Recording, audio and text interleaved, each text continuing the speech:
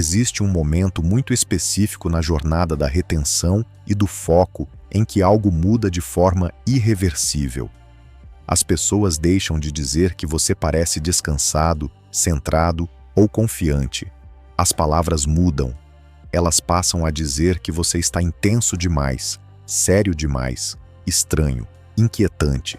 Alguns chegam a usar termos como perigoso, sombrio, até vilanesco.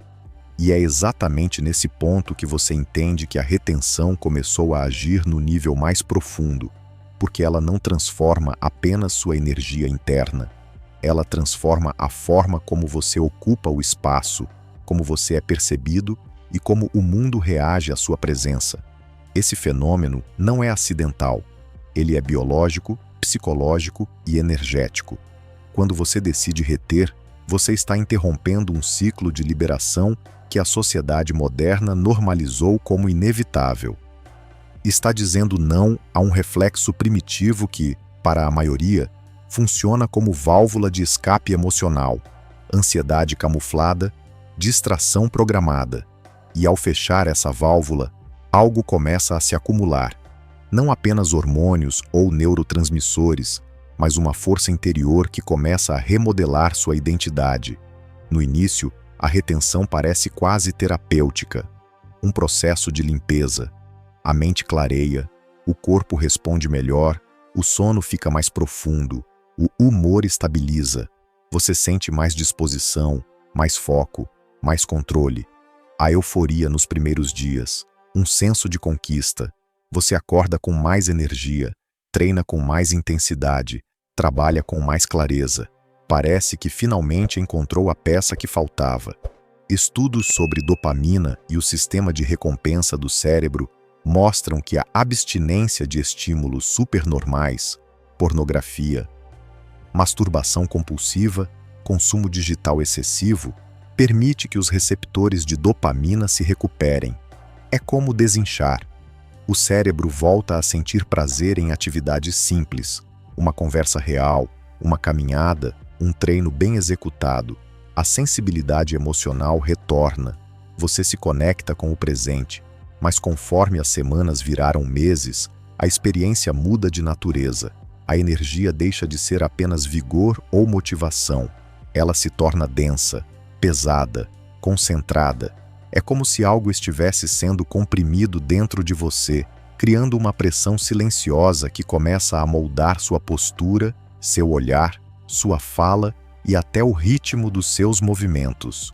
Você ainda não entende completamente, mas seu sistema nervoso está se reorganizando.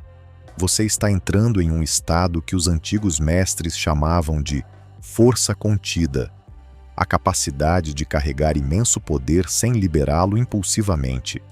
Você começa a notar sinais sutis antes mesmo de entender o que está acontecendo. Pessoas evitam manter contato visual por muito tempo. Algumas mulheres olham mais, mas hesitam em se aproximar. Homens ficam desconfortáveis, fazem piadas nervosas ou tentam competir sem motivo claro. Amigos lamentam que você mudou, que está diferente, mais sério, mais fechado. Não é imaginação, não é arrogância. É o efeito natural de alguém que parou de dispersar energia e passou a carregá-la inteira, sem vazamentos. Isso tem base real. A testosterona, que se eleva nos primeiros dias de retenção, não apenas aumenta a massa muscular ou libido, ela altera a forma como você se movimenta, como sua voz ressoa, como você ocupa o espaço. Estudos mostram que homens com níveis mais altos de testosterona tendem a ter mandíbulas mais definidas, vozes mais graves e posturas mais expansivas. Mas além do hormonal, há o comportamental. Você para de buscar validação externa. Para de rir de piadas que não acha engraçadas. Para de concordar só para agradar. Sua autenticidade se torna palpável, e isso incomoda quem vive de máscaras. Nas primeiras semanas, a retenção ainda convive com certa leveza. Você sente prazer em estar mais focado, mais produtivo, mais disposto. Mas chega um ponto em que a energia não quer mais ser apenas sentida. Ela quer ser sustentada. Seu corpo começa a se reorganizar em torno dela. A expressão facial perde suavidade. O rosto fica mais definido. O olhar ganha profundidade e firmeza. A voz desacelera e ganha peso. Sua postura se torna estável, quase imóvel, como se você estivesse sempre ancorado em si mesmo. Você percebe que não gesticula tanto, não preencher silêncios desnecessariamente. Suas respostas ficam mais diretas, menos ornamentadas. Você se torna econômico com palavras, movimentos e atenção. E as pessoas sentem isso como uma mudança de frequência, como se você tivesse saído do canal comum e sintonizado em algo mais profundo, mais denso, mais real. As pessoas sentem isso no nível instintivo. Elas não sabem explicar, mas percebem. E como a maioria vive condicionada ao conforto, ao prazer imediato e à distração constante, sua presença começa a gerar atrito. Você se torna um lembrete vivo de algo que elas não conseguem sustentar. Autocontrole. Então surgem os rótulos. Frio demais, sério demais, intenso demais. Chamam isso de energia pesada, energia sombria, energia de vilão. O que elas realmente estão sentindo é a quebra do padrão. Você saiu do script. Psicologicamente, isso tem nome: dissonância cognitiva. Sua presença contrasta tanto com o padrão disperso e ansioso da maioria que provoca desconforto. As pessoas não sabem onde te encaixar.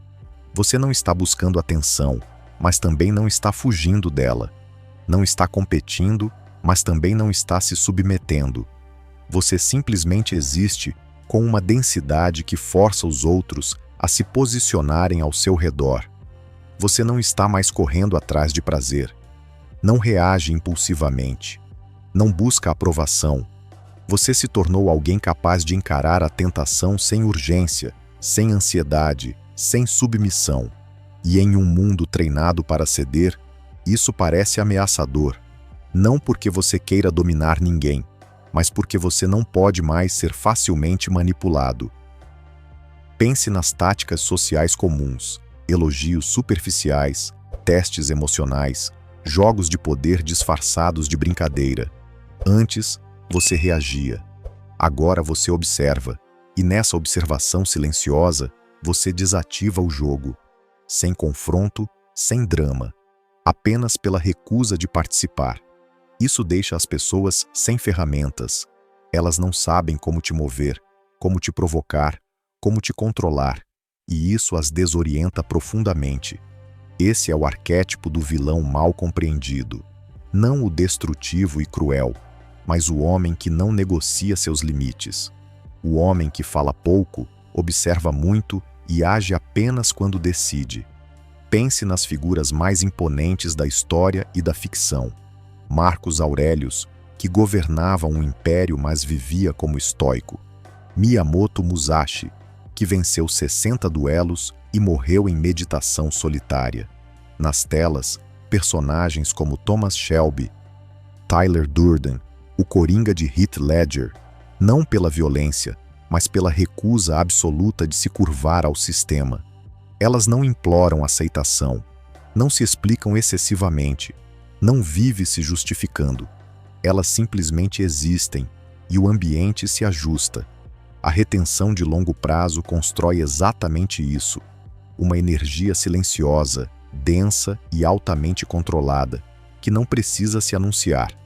Com o tempo, essa mudança também se torna interna. Surge uma sensação estranha de separação, não de superioridade, mas de desalinhamento com o ritmo comum.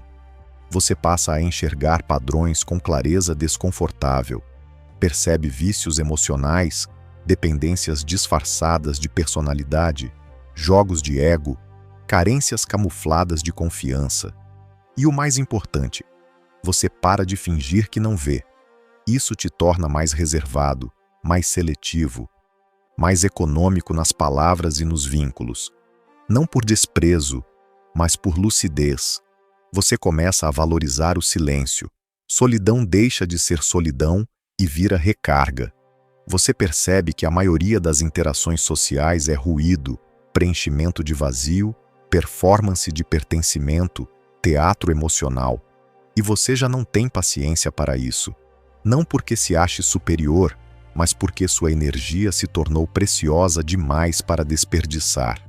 Em uma sociedade viciada em estímulo, barulho e validação externa, um homem enraizado em poder interno parece um problema.